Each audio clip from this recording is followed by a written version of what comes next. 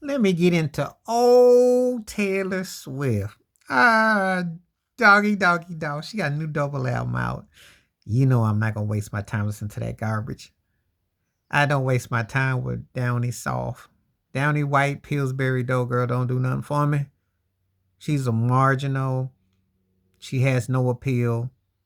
She's a Junior Whopper Juice Newton meets a broke Debbie Gibson. She makes Debbie Gibson was okay, and she had some moments and she could play. And Debbie Gibson still looks well, and she still performs, and she's got her sanity. But she makes Debbie Gibson come off like the second coming of Karen Carpenter, okay, or Carly Simon. And we know that's not true, but I'm just saying. But how come I'm giving you the old Taylor Swift? She got the song, I Hate It Here. And the lyric is, I want to go back to the 1830s, but without the slavery and stuff.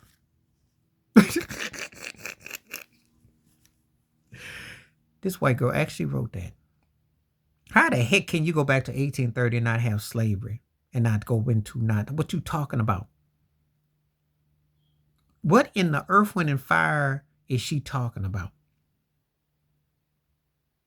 They didn't officially so-called abolish slavery to 35 years after 1830.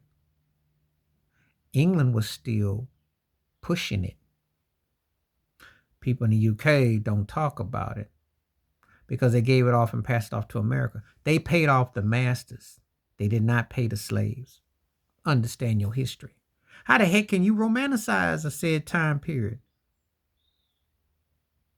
How can you?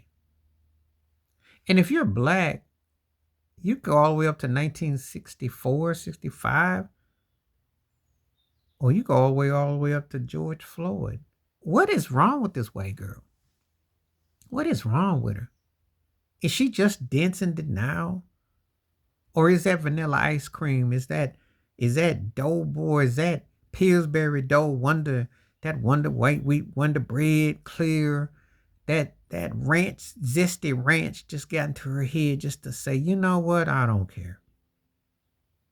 Yeah, I just want to go back there with all of the slavery. Yeah. Could you imagine if a black artist came out and wrote something like that and said, yeah, it'd be cool as long as you don't whip me and don't lynch me and don't chain me and don't put me on a postcard and make it a sport and a ritual. Go to 1920 Tulsa, Oklahoma, 1921. Yeah. You get this romanticizing this medieval. You get to romanticize this. See, when people don't know the history and they say stupid, dumb stuff and they pass it off and then they pass it on to people, then they wonder why people are going to take them to task and take them to the woodshed. We can never talk about any said time without bringing up slavery, the racism, the mindset that still lingers to this day. Andrew Jackson was president. Is he on a bill? Is he still featured on a denomination? Yes, he is. A slave master, which is technically against the law. When I tell people about America with 3Ks, if I talk about the UK, if I talk about Canada, Europe, they all benefited from slavery. You go to UK or something and they might act like they don't, because the language and they downplay it and they, oh, well, and we're accepting of what? You jacked African culture. You weren't abolishing just because it passed a law that says you don't know parts of it doesn't mean you're not accountable for what happened in America and Canada and all of Europe, because the blood of the slaves is everywhere. And how are you going to sit there and write such a so-called, oh, I want to do this, but I don't want the slavery part? This white girl got too much time on her hands. I'm telling you, you can't make this stuff up. Now, she's going to have to explain that one. And her PR made her write that lyric. You're as vanilla and as ranchy, zesty as they come. You know good and well that one don't go without the other. That's not how it worked.